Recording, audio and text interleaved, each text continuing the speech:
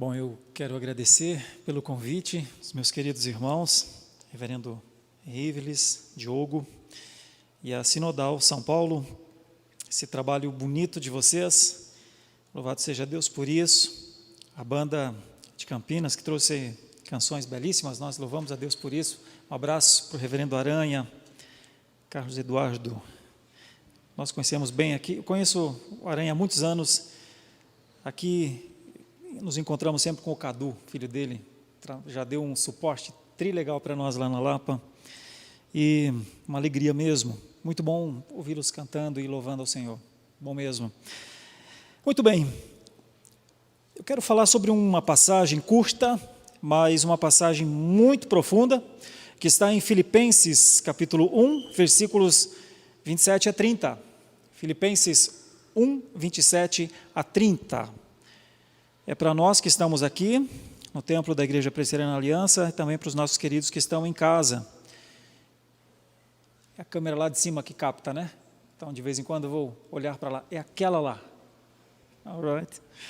Vivei, acima de tudo, por modo digno do Evangelho de Cristo, para que, ou indo ver-vos, ou estando ausente, ouça no tocante a vós outros que estáis firmes em um só Espírito, como uma só alma, lutando juntos pela fé evangélica, e que em nada estáis intimidados pelos adversários. Essa é a primeira parte. Vou falar sobre dignidade e coragem nessa primeira parte. A segunda parte, pois o que é para eles prova evidente de perdição, é para vós outros de salvação, e isto da parte de Cristo, porque vos foi concedida a graça de padecerdes por Cristo, e não somente de crerdes nele, pois tendes o mesmo combate que vistes em mim, e ainda agora ouvis, que é o meu. E nessa segunda parte vou falar sobre prova, como Deus prova o seu amor por nós. E o que é esse combate então? Que Paulo usa a palavra agona, aqui a mesma que é usada pelo autor de Hebreus, é a carreira, e também usada por Paulo quando escreve a Timóteo e fala, olha, eu combati o bom combate. Vamos tentar pensar então. Minha forma de trabalhar é muito simples, primeiro eu explico o texto e depois aplico o texto. Um tempinho entendendo esse texto então? Meus queridos, essa é uma passagem cheia de verdade, porque quem escreveu viveu antes de dizer como é que se deveria viver, ser, ele passou por isso. Essa carta é escrita por Paulo aos Filipenses, como nós vimos aqui, né? E a vida de Paulo em Filipos é marcada, primeiro de tudo, marcada por um direcionamento de Deus. Paulo está numa região e o varão macedônio o alcança e diz, venha Macedônia, ajuda-nos na Macedônia. Macedônia é a região de onde Filipos é a capital. Então, quando o varão disse, venha Macedônia e ajuda-nos, ele também está dizendo, venha Filipos e ajuda-nos, né? Interessante, parece que Paulo não estava assim pensando em ir para Filipos, para aquela região. Paulo estava pensando em ficar ali confirmando as igrejas, é a segunda viagem missionária, e ele está muito contente com as igrejas nascendo. Mas tinha que ir. Desce a Macedônia e ajuda-nos. Então ele vai. Isso acontece em Troade, ele atravessa. Quando ele chega nesse outro lugar, não muito distante, mas do outro lado, né, do mar, olha, tudo começa a ir muito bem. E o que é que começa a ir bem demais? As pessoas começam a se converter logo. Prega o evangelho, conversão. Prega o evangelho, conversão. Lídia é a primeira. Puxa vida, Deus abriu o coração dela, nem foi tão difícil.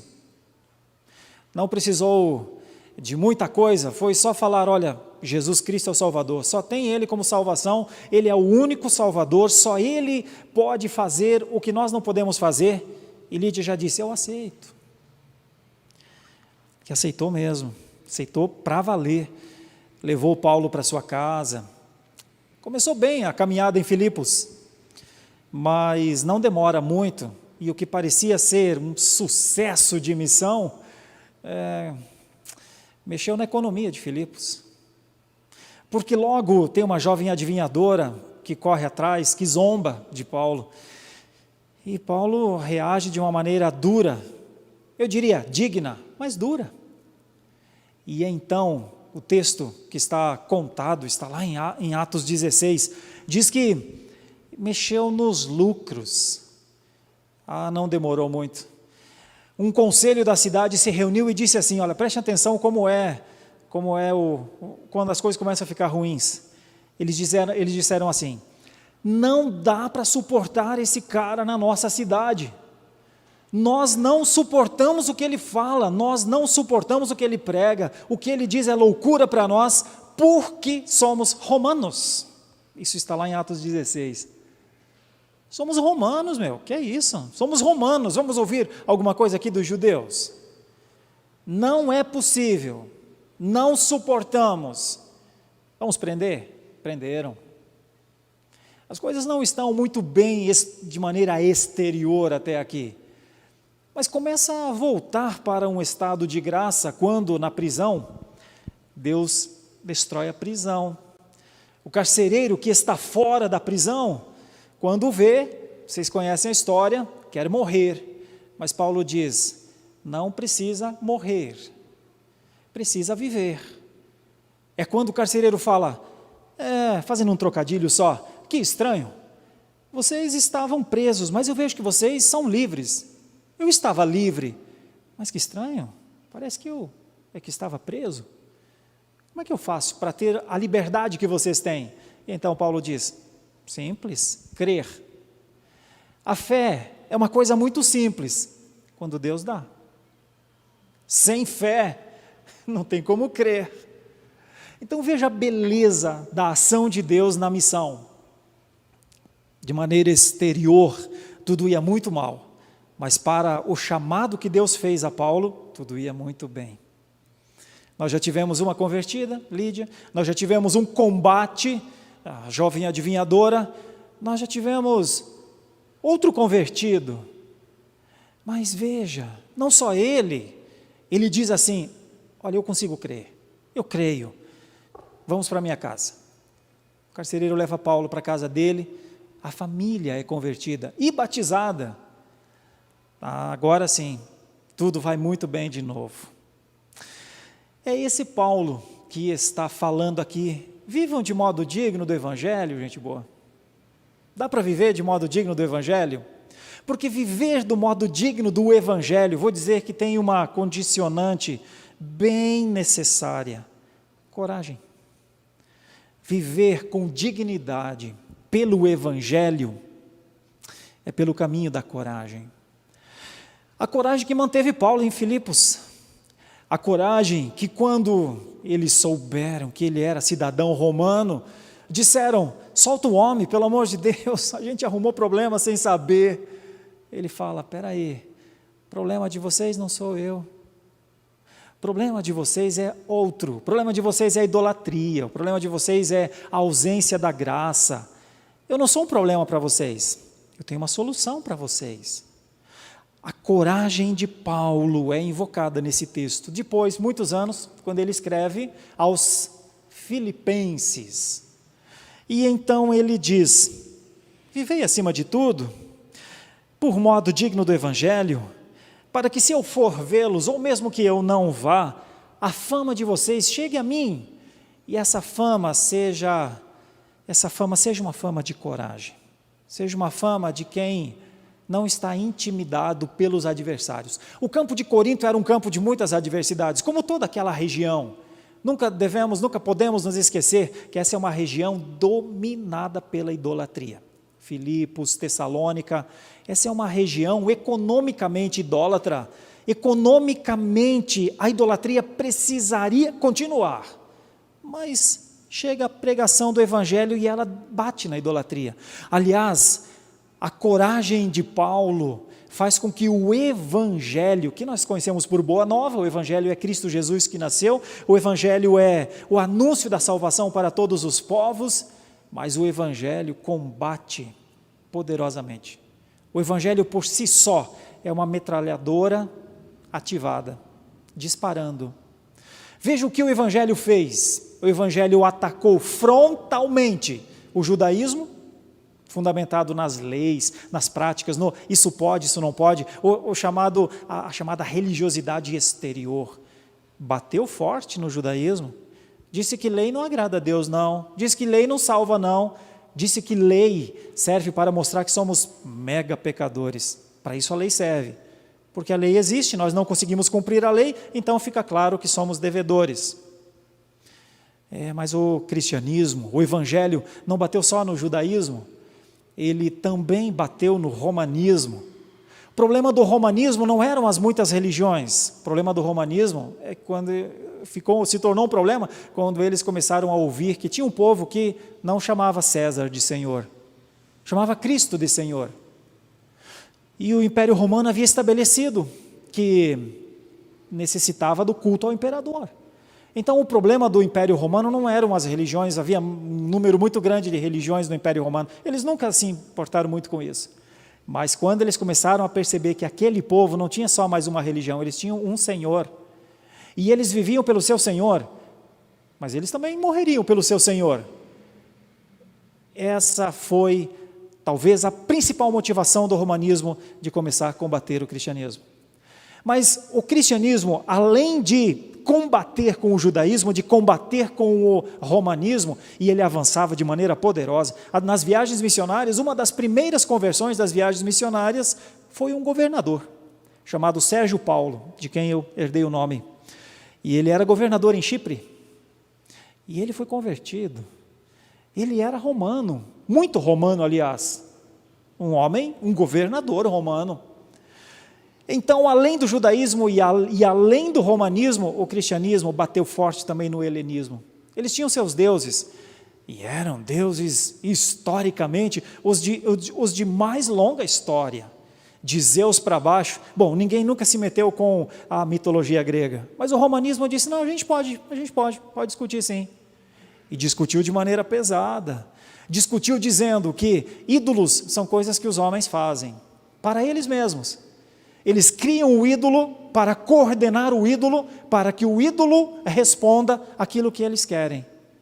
Então o cristianismo chegou no mundo helênico para dizer, está na hora de parar de criar deuses, está na hora de reconhecer um, que até vocês, quando Paulo fala no Areópago, ele diz, vocês até assim, dão uma impressão que vocês sabem que existe um Deus, mas vocês não sabem quem é, então vocês chamam de Deus desconhecido. Olha aqui o altarzinho dele. É desse aqui que eu vou falar. Vocês têm Deus de tudo, Deus para tudo, mas tem um que vocês, por talvez imaginarem assim, não podemos deixar os deuses de fora, nenhum Deus de fora, vocês o chamam de desconhecido. Eu o conheço bem, eu vou falar dele para vocês. Bom, não são muitos helênicos que se convertem aqui, mas Dâmaris e o Areopagita são convertidos lá no Areópago. Assim é o cristianismo, esse é o combate do cristianismo. O combate do cristianismo é sempre avançar. Quando Paulo escreve aos Filipenses, Paulo fala disso. Por isso ele diz, olha, portem-se como cidadãos do reino, portem-se como gente que foi evangelizada por Cristo. Vocês vão ter inimigos, muitos inimigos, ele chama aqui de adversários. Ele não fala aqui no texto, mas eu e você sabemos que os adversários de Paulo eram os romanos, eram os judeus, eram os helênicos, os gregos. Isso como estrutura, só como estrutura. Fora aqueles que eram aleatórios, mas que simplesmente não gostavam dessa nova mensagem. Então, Paulo tem um exemplo aqui de dignidade e de coragem. A primeira parte que eu gostaria de explicar é essa: dignidade e coragem são necessárias para o combate cristão. A segunda parte, ainda explicando o texto, e nós já vamos aplicá-lo, pois o que é para eles prova evidente de perdição, é para vós outros de salvação, e isto da parte de Deus, porque vos foi concedida a graça de padecer, diz aí, vai falar um pouco mais. Novamente, o que é invocado aqui é o testemunho físico de sofrimento de Paulo. As missões para Paulo começam com o chamado que já não é muito animador. O chamado é assim: Ananias, vá até a rua direita e você vai encontrar um rapaz lá. Se chama Saulo. Está cego. E eu o ceguei enquanto ele estava no caminho de Damasco. Quando você chegar lá, nesse homem cego, você chega para ele e diz assim: amigo, vem cá, tem uma mensagem para você. Está difícil? Está cego? Aconteceu uma coisa que te derrubou? Está complicado? Você não está acostumado a isso? Você que é um estudioso, criado aos pés de Gamaliel, reconhecido, você não está acostumado, né, a essas coisas, né? Eu tenho uma mensagem para você. Sua vida vai ser uma vida de sofrimento. Eu fui mandado, houve uma ordem para eu dizer assim: importa que você, Saulo, saiba o que é sofrer por mim. Importa que você saiba isso. Ananias não sabia do ministério de Paulo, não sabia para onde Paulo iria, mas Paulo sabia que para onde fosse, seria com sofrimento. Que chamado, não? Bom, ele passa a ver, e a palavra de Deus diz que ele se anima bastante, viu? Ele começa assim forte, ele fala: agora eu estou vendo, eu vou pregar o evangelho, e eu vou anunciar, eu conheço esse Salvador, e esse Salvador você precisa ter também. Mas a palavra de Deus diz que logo, logo, ele começa a ser tão odiado, mas tão odiado, que os amigos dele, pensando em salvar a sua vida, dizem: Paulo, é melhor você se retirar um pouco. É quando ele é levado de novo para a região de Tarso, e ele fica muito tempo lá, parece que, mais de 10 anos tranquilamente. É quando depois Barnabé vai atrás e diz: Saulo, a gente tem que fazer missões, a gente precisa rodar essa região aí da Galácia, da Ásia Menor, olha, lugares muito difíceis, tem muito lugar para a gente apanhar, precisa de mais um para apanhar com a gente, bora para lá? É quando nós temos, a partir de Atos 13, o começo das viagens missionárias, a primeira, a segunda e a terceira viagem. Na segunda viagem, Paulo já está com dificuldades físicas, porque num primeiro momento, quando Paulo chega, é surpresa, mas num segundo momento, quando ele vem confirmar os presbíteros, as pessoas já sabem que ele é o tal do judeu, já sabem que ele fala do tal de Jesus, já sabem que ele está organizando igrejas para Jesus. E a terceira viagem missionária, então, é pior ainda, porque aí eles já sabem que tem uma instituição. Paulo, no primeiro momento, é só um viajante, um peregrino. No segundo momento, ele é um plantador que está confirmando a liderança. No terceiro momento, ele já é a cara da igreja. Então, Paulo passa nessas 3 viagens missionárias por todo tipo de perseguição. Isso tudo está relatado no livro de Atos. E agora, quando ele escreve aos Filipenses, ele traz na sua mensagem: o que eu vou prescrever a vocês, eu vivi antes. Essa é a autoridade de Paulo. A autoridade de dizer: eu acho que vocês podem fazer isso, acho que vocês podem viver de modo digno, acho que vocês podem ter coragem, porque eu já passei por isso. Eu acho que vocês podem reconhecer a prova de amor de Deus, que Deus verdadeiramente enviou o seu Filho unigênito, para que todo aquele que não creia, para todo aquele que creia não pereça, mas tenha vida eterna. Eu acho que vocês podem, eu acho que vocês reconhecem essa prova, não é? Vocês devem se lembrar de Lídia, não se lembram? Vocês devem se lembrar do carcereiro, não se lembram? Vocês devem se lembrar de muitos outros, inclusive dos de Tessalônica, que são um exemplo para toda a Acaia. Eu acho que vocês já reconheceram a prova do amor de Deus, não reconheceram? É como se Paulo dissesse: quanto mais vocês reconhecerem a prova do amor de Deus, mais vocês têm condições de fazer a missão.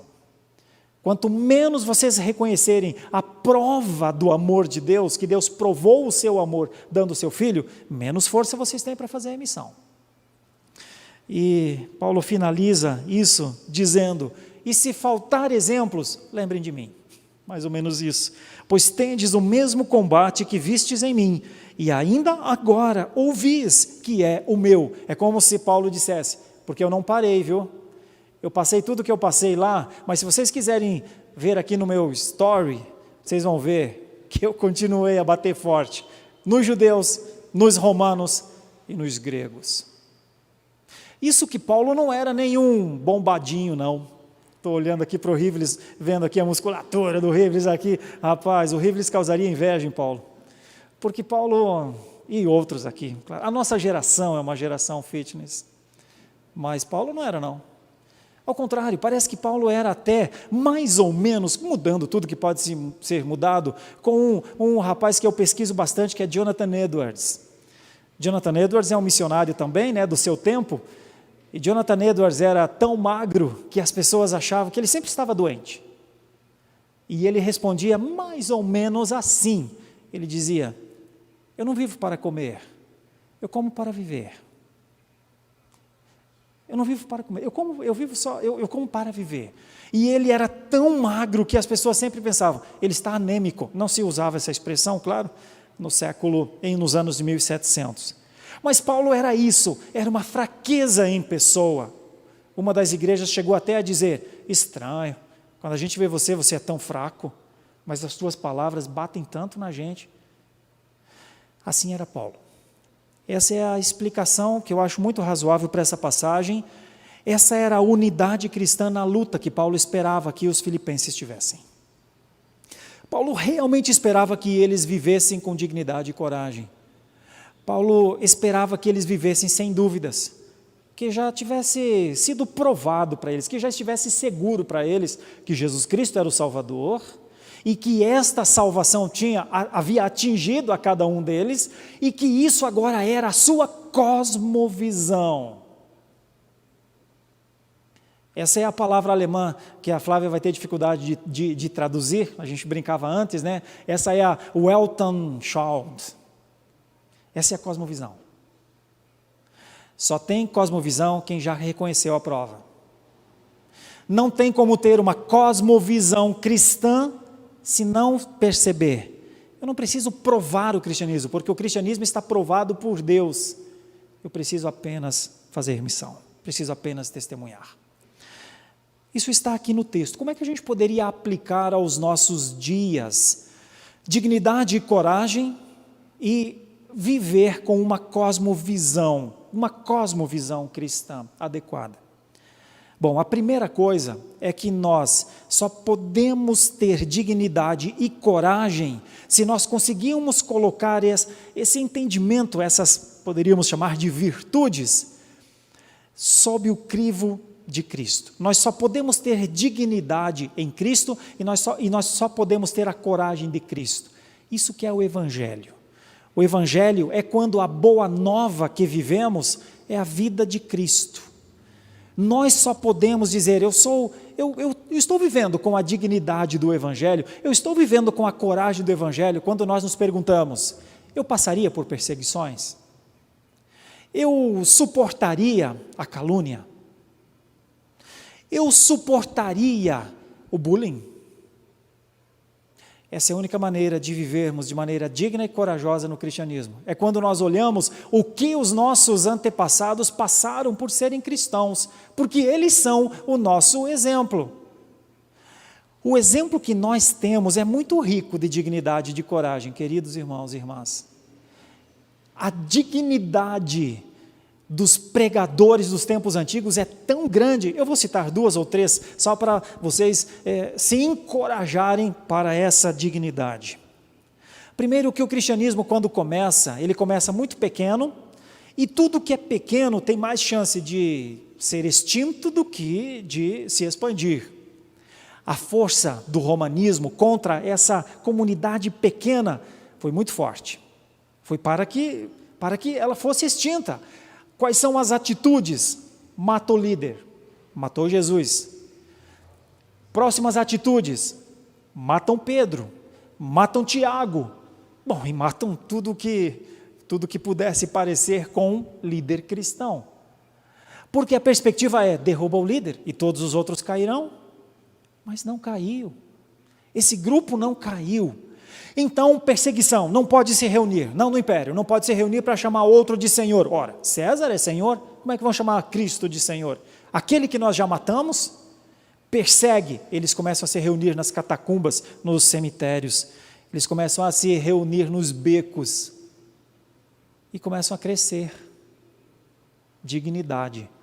Tempo em que havia risco sim, em sair de casa para ir ao culto, risco de morte. Dignidade que acompanha esses cristãos, acompanha os pais apostólicos, acompanha a formação do cânon bíblico, acompanha o nascimento da igreja. Dignidade que é vista nos valdenses, nos anos 1100 mais ou menos, de 1100 para frente, quando eles combatem o romanismo e são perseguidos, duramente perseguidos na Itália, e eles seguem para as chamadas Sete Colinas, uma região da Itália que até hoje é considerada por muitos na Itália como uma região até meio amaldiçoada, porque os valdenses resolveram dizer, não às imagens, não aos ídolos, sim a Cristo, só Cristo. Não aos dogmas, só a palavra. E então, por dura perseguição mesmo, eles tiveram de passar. Mas passaram, e a história conta que eles evangelizaram a Europa. Vendendo roupas, de 2 em 2 eles saíam pela Europa, um mais idoso e um mais jovem. O mais idoso conhecia grandes porções das Escrituras, e ele ia passando para o mais jovem, porque eles não poderiam carregar as Escrituras.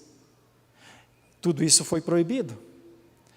Dignidade e coragem. Dignidade de um homem como Girolamo Savonarola, italiano também, pré-reformador. Dignidade como John Wycliffe, que reforçou a fé cristã na Inglaterra e então foi condenado à morte, mas, para sua sorte, morreu antes. Então, quando veio a condenação de Wycliffe, eles vão lá no túmulo, arrancam os seus ossos e queimam na praça. Dignidade como John Hus, pré-reformador, também conhecido como o Pato. E então John Hus, morto na fogueira também, língua cortada, como lá atrás, há muito tempo atrás, muitos dos pais apostólicos como Policarpo, Clemente e outros morreram. Dignidade e coragem. Não lhe parece um pouquinho estranho que parece não ser necessária essa dignidade, essa coragem hoje? É estranho. Teria mudado o cristianismo? Estranho. Vamos tentar entender isso também. Dignidade e coragem para homens como Lutero, que diante da dieta de Worms, quando lhe foi dito, nega isso e viva. Nega e te deixaremos viver. Somos misericordiosos. É só negar. Ele disse, deixe-me pensar. Vai para o quarto, passa a noite, vem pela manhã, bom dia, tudo bem. A hora de Lutero falar. Você negará? E Lutero diz essa frase conhecida de muitos de nós. Eu só posso ser mudado se a palavra me mudar, se a palavra me provar. Se vocês usarem a palavra para me convencer, talvez eu possa mudar, mas eu não posso negar a palavra, não posso negar o que creio, não seria certo, que Deus me ajude. Dignidade e coragem. Dignidade e coragem que foi vista em João Calvino, não sei como Flávia vai transmitir Calvino, faz um C aí, né, Flávia, para os nossos queridos das Libras. Se for uma imagem, deve ser a da barba. Dignidade e coragem para quando, depois de ser perseguido, depois de ser expulso de Genebra, de ter ficado um tempo em Estrasburgo, ao final da tarde o cavaleiro com a bandeira bate na porta da casa onde João Calvino estava e diz, aqui mora o doutor Calvino, viemos lhe buscar. Volta para Genebra, continua o trabalho. Calvino volta a Genebra, volta à sua igreja, vai para o texto bíblico que havia pregado quando fora expulso de Genebra e continua a pregar de onde parou, como se nunca tivesse saído de lá.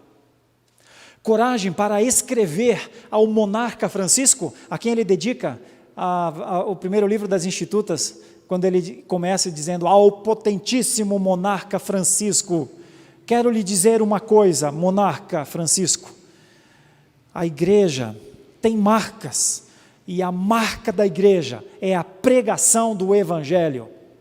Faça o favor de proteger a igreja, monarca Francisco. Dignidade e coragem. Coragem como de Jonathan Edwards, que estava nos Estados Unidos entre os anos 1703 e 1755, que foi quando ele morreu, né? Dignidade para pregar só o Evangelho e ser um dos homens usados em 2 grandes avivamentos americanos, o Despertamento de 1734 e o Despertamento de 1740. Pregando um texto, ou alguns textos, mas dentre eles um texto que nós conhecemos aqui no Brasil: pecadores nas mãos de um Deus irado.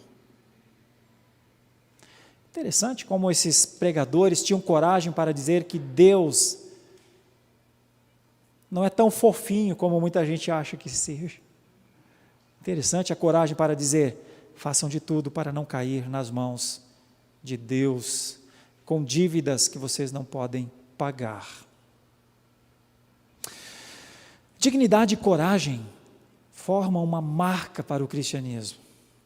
A dignidade do Evangelho fez esses homens viverem. A dignidade e a coragem fez com que estes homens pregassem o Evangelho sabendo que o Evangelho era uma prova de amor. O que é a prova de amor para os nossos dias? A prova de amor para os nossos dias é uma pregação pura do Evangelho, como Calvino disse, e isso também é marca da igreja. É a administração dos seus sacramentos, como devem ser administrados, é o exercício da disciplina, como a teologia calvinista desenvolveu depois. E meus irmãos e irmãs, eu tenho que dizer uma coisa muito simples, mas muito difícil para vocês: isso faz com que pessoas se tornem exóticas no mundo atual. O cristianismo é alguma coisa, no mínimo, diferente do que quase tudo o que se vê. A igreja é uma prova de amor quando ela se diferencia do mundo, quando ela se distancia do que é a prática comum da existência. A igreja sempre foi uma comunidade de separados, uma comunidade de ridicularizados, uma comunidade de açoitados, de perseguidos, de humilhados, e é para eles que o Senhor Jesus Cristo diz: quando mentindo disserem todo mal contra vós, exultai e alegrai-vos. Grande é o vosso galardão nos céus. Vivam pela eternidade, não vivam pelo agora, porque o agora passa. Vocês mesmos já estão passando. Vocês estão no começo dessa caminhada, queridíssimos jovens, mas eu já sou quase um ancião, batendo na casa dos 50, com 20 anos de cristianismo, já pude ver alguma coisa no campo das missões. O tempo passa muito depressa. Quando eu cheguei aqui em São Paulo, em 1998, eu era um jovenzinho de 28 anos de idade. Quando eu fui para o seminário e fui logo levado às missões, quando eu fui conhecer plantação de igreja no bairro Morumbi, aqui em São Paulo, eu fui conhecer de perto um pouco daquilo que meus amigos haviam sofrido. Quem eram os meus amigos? Os que haviam feito missão comigo. Eu sou oriundo do sul do Brasil, e eu fui alcançado por jovens em missão, a turma do Geração Jesus, lá do centro-sul do Paraná. Eles já haviam alcançado o meu irmão, o Leandro Lima, depois eles haviam alcançado uma turma de gente na nossa região, e passado um tempinho, esse evangelho foi trazido a mim com discipulado. Assim que o evangelho foi pregado, logo alguém veio para fazer discipulado comigo. Eu fui recebido na igreja com atos de amor. O melhor que eu tive da minha vida até então foi a vida com a igreja. Uma igrejinha pequena, lá no sudoeste do Paraná, na cidade de Francisco Beltrão. Mas aquelas pessoas me receberam com um amor, com um cuidado. Isso era desde as senhoras da SAF, eu me lembro até hoje, dos chocolates quentes que elas faziam, ao pastor que veio fazer discipulado comigo. Logo depois, quando eu fui conhecendo um pouquinho mais a igreja, aí nós chegamos à nossa Roma, lá da região que era a cidade de Guarapuava. A cidade de Guarapuava, no centro do Paraná, é uma cidade altamente missionária, plantadora de dezenas de igrejas. E eu conheci aquele tipo de amor, um amor de cuidado, um amor que, sinceramente, eu não havia conhecido ainda, mas eu conheci o melhor da igreja. Eu conhecia a recepção, eu conhecia a paciência. Eu era um jovem marcado pelas coisas do mundo. Eu venho das comunicações, eu venho da noite, eu venho de um mundo um pouco diferente. E eles tiveram paciência comigo, para estenderem a mão, para quando eu não entendia direito, para quando eu achava que aquilo ali poderia estar sendo uma viagem, tinha alguém que chegava e falava: meu, não é viagem, confia, creia. Eu fui recebido apesar dos meus pecados e talvez da minha má fama na cidade. Fui recebido como quem crê em Deus. Eles não criam em mim, criam em Deus. Que Deus pode transformar alguém, que Deus pode mudar alguém, que a missão pode ser verdadeiramente libertadora. Eu fui recebido assim. Quando eu fui para o Instituto Bíblico, eu fui ensinado por mestres. Eu aprendi a fazer visitas com eles. Eu aprendi a ir para os hospitais. Eu olhava para eles. Eles tinham alguma coisa que eu não tinha, mas que eu queria ter. Eu posso dizer que eu posso dar glória a Deus pelas pessoas que Deus colocou para me ajudarem. Todo começo de caminhada cristã não é fácil, é difícil. É uma passagem entre mundos, é uma mudança de mundos. Mas eu fui transportado para um mundo de muito amor. Amor cristão, amor que sempre tinha alguém do lado para dizer: vamos em frente, nós estamos em caminhada. Eu me lembro que, menos de um mês depois de eu ser alcançado pelo Evangelho, eles me convidaram para fazer missão em uma cidade. E eu já estava, veja, com talvez menos de um mês de convertido, eu já era um missionário. Mas o que eu tinha para falar? Bom, provavelmente nada. Aliás, era até melhor que eu nem falasse nada. Mas eu estava lá. E então eu andava, mais ou menos como um valdense, jovenzinho, do lado de alguém que sabia bastante. E eu andava junto com eles, andando pelas cidades, assim, entregando folhetos e tudo, mas eu estava quieto. Eu tinha participação nessa missão, quando de vez em quando um deles perguntava: fala o que aconteceu com você. E aí eu dizia: olha, o que aconteceu comigo foi o seguinte, eu entendi o Evangelho, eu entendi que a idolatria é um vírus, eu entendi que o egoísmo é uma ofensa à glória de Deus, eu entendi que a verdadeira dependência é que traz segurança. Eu fui dizendo essas coisas, não com essas palavras meio teológicas que hoje a gente pode dizer, mas quando a gente voltava para casa, depois de cada viagem, eu voltava como: puxa, eu participei disso. Assim que eu vim para o seminário e fui plantar igrejas, e depois fui para o Paraná, continuar plantando igrejas, e depois fui pastorear por 11 anos até Porto Alegre, que é a última cidade antes de eu vir para São Paulo, eu só fui vendo Deus operar, só fui vendo Deus converter pessoas. Uma delas eu guardo aqui na memória. Quando eu o conheci, ele era lutador de boxe. E ele tinha uma péssima fama na cidade, brigão e coisas assim, mas era um lutador de boxe. Eu voltei para essa cidade depois de algum tempo, e um dia eu estou num posto de gasolina, abastecendo o meu carro, e ele fala: ei, eu conheço você é pastor aqui da igreja. Eu falei: não, eu não estou mais aqui, eu estou morando em Porto Alegre agora. Eu falei: ah, tá bom. Ele falou: ah, tá bom, deixa eu falar uma coisa para você. Eu fui convertido. Eu falei: sério? Conta aí para mim. Aí ele falou: então, foi isso, eu estava tal, e de repente a palavra me pegou, e eu confessei Jesus como Salvador, e agora eu sou crente, eu sou salvo. Rapaz, foi isso que aconteceu comigo um dia, cara. Eu só fui vendo isso.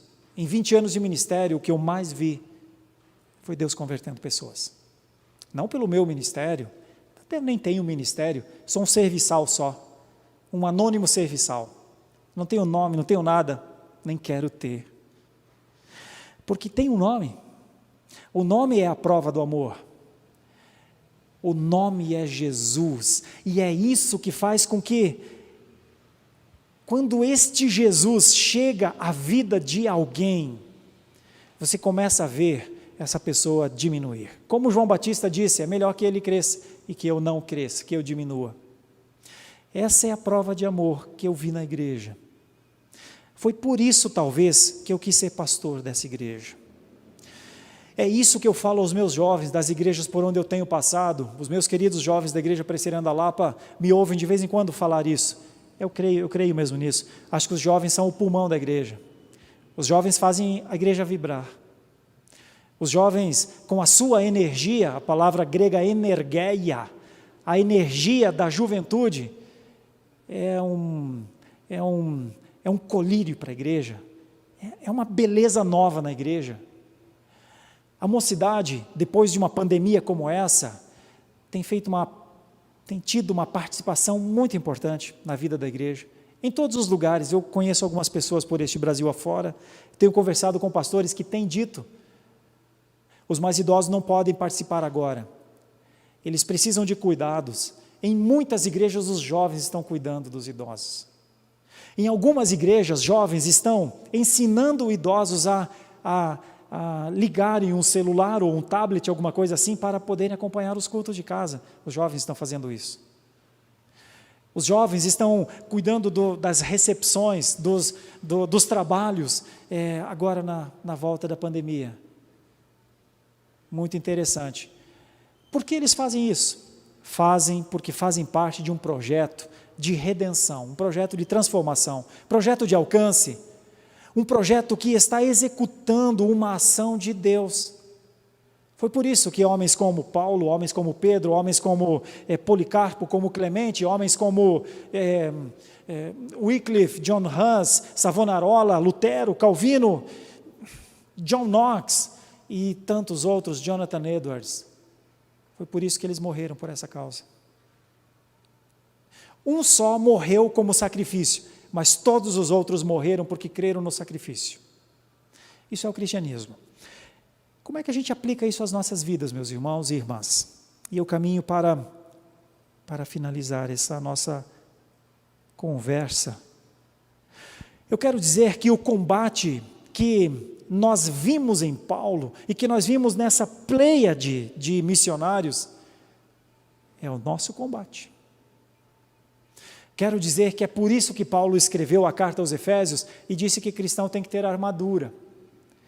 E diz o que é a armadura do cristão: capacete da salvação, espada que é a palavra de Deus, junta uma série de coisas e você vai ver um lutador, um combatente.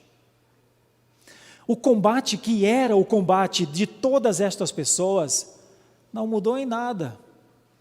A cosmovisão atual, geral, é uma cosmovisão que não é mais romana propriamente, não é mais helênica propriamente e não é mais judaica propriamente, mas a cosmovisão de hoje é uma cosmovisão hedonista, é uma cosmovisão altamente centralizada no ser humano, então ela é humanista.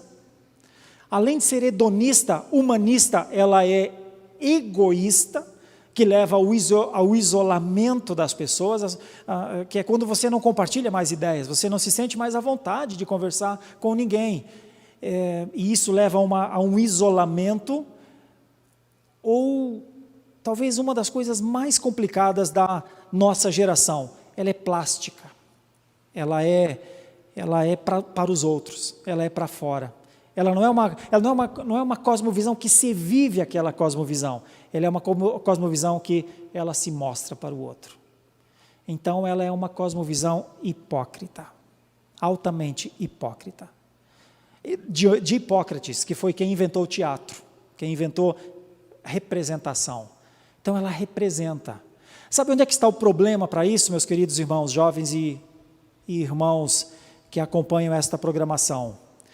É que o nosso combate, se ele não é mais um combate visceral, se nós não estamos com espadas na mão, se nós não estamos com pessoas no nosso encalço para impedir que a gente venha para o culto, como nos primeiros tempos, mas nós continuamos a viver numa cultura adversa, uma cultura em que deuses são criados, uma cultura em que o ser humano é evidenciado, o eu do ser humano é evidenciado, e numa cultura que, se a gente mostrar para o próximo, para o outro, já vale.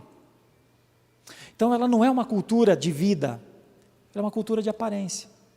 Ela não é uma cultura do ser, ela é uma cultura do aparentar. E é aí que está talvez o maior problema atual do cristianismo. Quase todo o cristianismo aparenta que é missionário, aparenta que faz missões.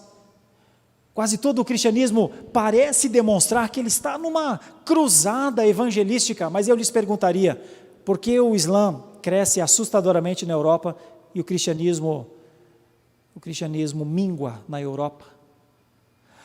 Por que a América do Norte, que é berço do evangelho das Américas, pelo menos, por que as igrejas americanas, ou boa parte das igrejas americanas, abandonaram a sã doutrina, abandonaram a palavra pura e simples, abandonaram os fundamentos. Por quê? Porque nós vemos o nascimento de igrejas, mas tantos tipos de igrejas, que se você perguntar duas ou três coisas fundamentais, como, por exemplo, marcas da igreja, porque uma igreja é considerada idônea quando ela tem pelo menos três coisas: ela tem a fiel pregação da palavra, a correta administração dos sacramentos e o exercício da disciplina. Por que igrejas não têm essas três marcas e são chamadas de igrejas? Porque basta que elas aparentem que sejam igrejas. Se elas aparentarem que são igrejas, já está valendo. Eu quero dizer uma coisa, meus queridos irmãos. A vida está passando depressa, e tem gente que está nesse teatro há mais tempo do que deveria estar. Essa cena já acabou. Essas cortinas já se fecharam. O tempo do teatro já foi, e ainda tem gente, sabe, não, segura a cortina, deixa a cortina um pouco mais aberta, que eu quero falar aqui com os meus seguidores, que eu quero levantar mais uns likes aí. Ainda tem gente no teatro evangélico, ainda tem gente achando que está fazendo missão de aparência. Não existe missões de aparência. Quando a missão é aparente, não tem novos crentes. Quando a missão é aparente, igrejas crescem, porque há transferências de crentes para dentro delas. Eu curti mais esse pastor, eu curti mais este som, eu curti mais esse local, eu curti... Onde é que entra o evangelho transformacional? Não é necessário. O importante é que aparentemente estejamos todos muito bem. Eu quero ter a dignidade e a coragem para dizer que essa é uma ilusão. E quero ter a esperança em Deus que a palavra dissipe as ilusões da vida dos crentes. Que nós não vivamos assim, pensando, vamos imaginar aqui, está lá escrito na grande comissão, fazei discípulos de todas as nações, então a ordem é fazer discipulado. Que nós não nos iludamos que não é necessário discipulado, por exemplo. Hoje tem cristãos que passam uma vida inteira sem fazer um discípulo só, mas eles vivem numa ilusão assim do tipo, Deus me ama mesmo que eu desobedeça, Deus me ama mesmo que eu não dê a mínima para a palavra dele, Deus me ama, porque eu creio que Ele é o meu Salvador, Deus me ama. Não, mas faz o seguinte, veja lá a questão do bom samaritano, veja a questão de Jesus no poço de Jacó, falando com a mulher samaritana, faz como ele, porque aqueles que me ouviram farão coisas ainda maiores do que estas, disse Jesus. Não, Jesus me ama, não preciso fazer nada disso, basta eu ir para a igreja no domingo, e se eu até faltar, cansado, trabalho muito. Nos dias atuais, trabalho justifica a ausência da adoração. Nos dias atuais, timidez, não, eu sou tímido, timidez justifica não ser frutífero. Nos dias atuais, temperamentos justificam para dizer, não, eu não tenho como falar de Jesus porque eu não tenho jeito, não. Mas a gente está orando para que surja um seminarista aqui na nossa igreja, e se aparecer, se Deus nos ouvir, então eu terceirizo a minha vocação para ele. Eu digo, você foi chamado, você sabe como fazer, vai para o seminário, estuda e faz missões, e eu estarei orando por você, e inclusive ofertando. Sabe o que acontece muitas vezes? É que nem ora e nem oferta, dá calote na oferta e calote na oração. É muita aparência, meus irmãos, é muito show, é muita pobreza, é muita ausência do Espírito que enche, que incomoda, que diz, você não faz missões, você não testemunha, você não fala de mim, eu dei salvação para você, você é um filho da graça, você tem a vida eterna, eu dei tudo isso para você, tenha coragem, se não tiver, ore para ter, faz a obra. Tem muita gente que não fez, não faz e não fará. Mesmo que eu esteja falando isso daqui, talvez até esteja pensando assim, eu faço missão, só que do meu jeito. Meus irmãos, não tem missão do meu jeito. Tem uma missão só, a do Evangelho. Só tem um tipo de missão, é quando você se entrega a um plano que Deus tem. Deus está em missão, alcançando os seus eleitos, não tem como pessoas crerem se alguém não pregar, e quem é que tem que pregar? Quem conhece essa graça, quem recebeu essa salvação. Esse é o grande desafio. O amor nos une, eu creio, é o amor de Jesus Cristo, como vocês trabalham com o lema, Diogo, reverendo Riveles, o amor nos une, o amor de Cristo nos une. Mas ele verdadeiramente nos une na missão. A dignidade e a coragem são marcas do cristianismo. O reconhecimento que nós somos uma carta aberta ao mundo, que diz, mais ou menos como John Tetzel, que vendia indulgências, e Lutero ficou enraivecido com ele, porque John Tetzel dizia assim, olha só, se você pagar, a sua alma sai do purgatório. Está aqui na carta, o Papa assinou. E então as pessoas falavam, quanto é mesmo? É tanto, portanto você, ok. Então as pessoas pagavam e recebiam uma carta, chamada a carta das indulgências, a carta que quem pagasse teria a alma dele ou de algum dos seus familiares retirada do purgatório, ou seja, salvação até para quem já havia morrido, né? Bom, essa carta, que era uma falácia, uma mentira, só para arrecadar dinheiro, para construir a sede do Vaticano, nós somos uma carta viva, uma carta que diz, entrega o teu caminho ao Senhor, confia nele, uma carta que diz, se com a tua boca confessares que o Senhor Jesus Cristo é o Senhor, serás salvo, não vou mais bater.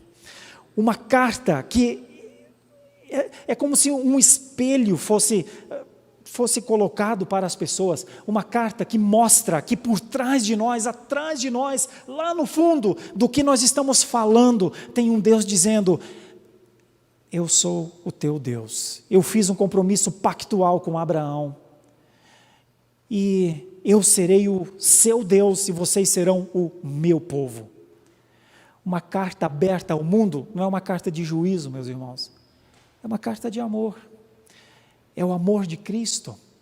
Parece-me que Paulo viveu isso e queria que os filipenses também vivessem isso. Por isso essa é uma carta cheia de verdade. Eu acredito que todos os anos de vida que temos são para a glória de Deus. Mas eu quero lhes ajudar enquanto são jovens ainda. Um dia vocês serão velhos, se Deus der a graça de serem velhos. E se vocês não fizerem missões, um dia a consciência de vocês vai lhes cobrar. E um dia vocês terão 50 anos, como eu estou tendo agora, daqui a pouquinho.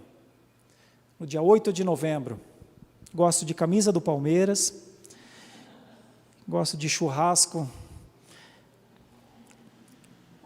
50 anos, você olhar para trás e não ver discípulos, você não tem vontade nem de comemorar. Porque todos os anos que se acumulam na nossa vida, ao mesmo tempo que são um testemunho da glória de Deus, são um testemunho do quanto nós fugimos do Evangelho, uma evidência do quanto nós desobedecemos. 50 anos podem ser 50 anos de desobediência. Então a plástica é muito bonita, pode até ter balão, pode até ter outras coisas mais, gelo seco. A plástica pode ser maravilhosa para o aniversário, mas lá no fundo você terá que comemorar toda a idade da sua desobediência. Então, ninguém é obrigado a fazer missões, não. Aliás, as missões vão muito bem, obrigado. O que nós temos de perguntar é se nós estamos dentro das missões ou fora, só isso. As missões de Deus estão alcançando os seus eleitos. Se eu não faço discipulado, se eu não evangelizo, se eu não participo com a palavra de Deus na vida de alguém, não pense que eu estou prejudicando a missão. A missão está andando perfeitamente bem, eu estou prejudicando a mim mesmo. É mais um ano, é mais um tempo para que eu diga: Senhor, o Senhor me amou muito, o Senhor me salvou, mas eu não vou fazer isso, tá? Eu não vou pregar o Evangelho, eu não vou evangelizar, eu não vou discipular. Valeu? Vamos comemorar mais um tempo assim? Quanto tempo nós vamos comemorar assim? É o tempo da consciência, meus irmãos, à medida do arrependimento de cada um de nós. Ninguém precisa se arrepender da sua má vida cristã, da sua má leitura bíblica, do seu inexistente tempo de oração. Ninguém precisa se arrepender, não. Pode continuar, se for o caso, do jeito que está. Mas seria importante vir uma consciência de que a cada dia é um dia a mais de desobediência. Se você está feliz na desobediência ao Senhor, não sou eu que vou mudar o status quo da sua vida. Eu não tenho força para isso. O homem não chega ao coração do homem, só se a palavra chegar.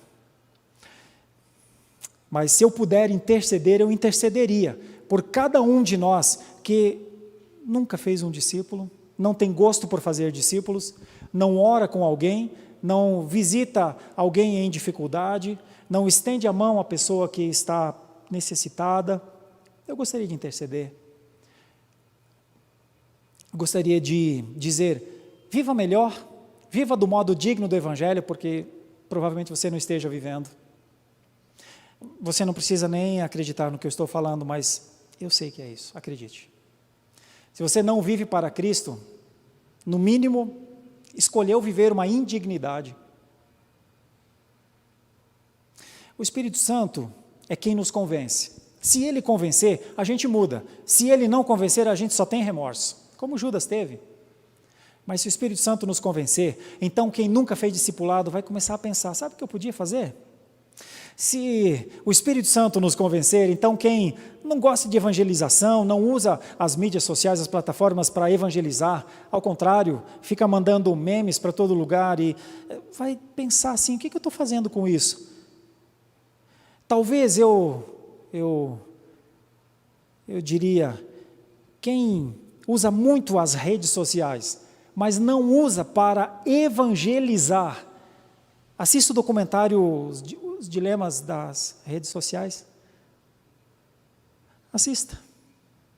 Talvez o que eu não consiga te convencer, aquelas pessoas consigam. Sabe o que eu estou querendo dizer? Que nos dias atuais, nós não fomos chamados para ser produto do meio, não fomos chamados para ser massa de manobra. Mas talvez alguém que assista esse documentário se perceba que viveu todos os dias da sua vida sendo só mais uma massa de manobra. Não foi para isso que nós fomos chamados para viver do modo digno do Evangelho. Nós somos chamados para viver como uma prova viva do amor de Deus no mundo. Nós não fomos chamados para viver como indignos que negam o amor de Cristo, apesar de aparentemente demonstrar que a gente é crente, uma barbaridade. Eu não sei o estado de cada um, eu sei do meu, eu sei do quanto pecador eu sou. Mas o nosso Deus sabe do estado de cada um de nós. A minha oração é que esses tempos pandêmicos, terrivelmente avassaladores, sejam o tempo para que a mocidade da nossa igreja se levante não para ser fruto do meio, não para ser marionete na mão de sistemas, não para ser levado a enganos, mas para ser uma carta de amor ao mundo, a carta de Jesus Cristo ao mundo, para que ela consiga dizer não às coisas que precisa dizer não, para que ela diga sim ao que ela tem de dizer sim pela palavra. Essa tem sido a minha oração e minha esperança. Eu quero orar por isso. Vamos orar? Senhor Deus, o texto é narrativo, a gente vê aqui Paulo falando de alguma coisa que viveu, e ao mesmo tempo instrutivo para nós, porque nós somos cristãos, afinal de contas, nestes tempos, não temos os mesmos inimigos de Paulo, mas temos também adversários, sabemos que temos a carne, o mundo e o próprio diabo. Sabemos sim, sabemos que fomos chamados para sermos diferentes. Essa ideia de diferente certamente é orar, ler as Escrituras. O mundo não ora, não lê as Escrituras, por isso, ao orar e ler as Escrituras, nos envolvemos com missões, nos envolvemos com a Tua glória, e sempre achamos que estamos fazendo pouco, porque fomos chamados para caminhar, testemunhar, receber nas nossas igrejas, instruir, capacitar. Fomos chamados para prosseguir, continuar prosseguindo em Te conhecer, Senhor. Mas, Senhor, às vezes nós paramos de ler as Escrituras, nós paramos de orar, nós paramos de evangelizar, nós paramos de discipular, nós paramos de cuidar das pessoas. E então, só mesmo quando o Senhor toca novamente o nosso coração para nos reconduzir. Senhor, não deixa a nossa mocidade se desviar do caminho, mas se houver alguém que talvez esteja desviado do caminho, minha oração é que o Senhor traga de volta, que o Senhor opere transformação, que quem imaginou que fosse crente, mas não é, que possa conhecer verdadeiramente o Evangelho e viver a fé como ela verdadeiramente é. Se alguém tem apostado em si mesmo, os seus sonhos são o seu conjunto de idolatria, ajude, Senhor, a uma liberdade, a liberdade no Senhor, ajude para que possa se viver pela Tua graça, alegres na Tua graça, somente na Tua graça. Senhor, quanto nós ainda temos de vida, nós não sabemos, mas o gosto é que todos os dias da nossa vida não sejam dias para nós desobedecermos a Ti, como talvez tenhamos feito até aqui, mas que sejam dias em que o Senhor se agrade da nossa vida, e que dia após dia o Teu Santo Espírito continue a nos convencer que pecado é pecado e precisa ser abandonado, não domesticado. Que o Teu Espírito nos ajude, nos convença que melhor é estar contigo, nem que seja um dia é melhor contigo do que milhares nas tendas das perversidades da vida. Senhor Deus, nós precisamos ser transformados, Senhor, nós precisamos do Teu poder em nós precisamos de um cristianismo que não seja um cristianismo de aparência, que não seja um cristianismo de demonstração, não seja um cristianismo de sorrisos falsos. Não há beleza, não há virtude na foto, a virtude está na vida, continua na vida, ela não vai para a rede social. Nós não podemos viver um cristianismo de aparência, porque ela não Te agrada, ela não é testemunho, ela não é martírio. Tem misericórdia de nós, Senhor, se erramos no entendimento acerca dessas coisas, traz-nos de volta, puxa-nos de volta para o entendimento do que é ser um cristão nos nossos dias. E se o Senhor também tenha visto em nós jovens que têm caminhado no Teu caminho, tem testemunhado da Tua graça, tem vivido a fé na pureza do Teu Evangelho, tem se alegrado em Ti, Senhor, continua a fortalecer, porque é um milagre, Senhor. Senhor, nós Te louvamos pelas coisas maravilhosas que o Senhor faz. Talvez o maior dos milagres que nós podemos ver nos nossos dias é a nossa própria conversão, porque cada um de nós sabe de onde veio. Cada um de nós sabe o que seria da nossa vida não fosse a Tua boa mão que nos trouxesse para a Tua presença. Essa é a nossa oração, que o Senhor nos abençoe, nos guarde, nos anime, e apesar de estarmos vivendo tempos tão difíceis, que o Senhor continue a transformar os nossos corações, dia após dia, para que sejam corações que pulsem na Tua graça, e esse seja um pulsar verdadeiramente do Teu Evangelho em nós. Então não precisará ser para mostrar para ninguém, será para a vida mesmo, será para viver. Assim nós oramos em nome de Jesus, com o perdão dos nossos pecados. Amém e amém.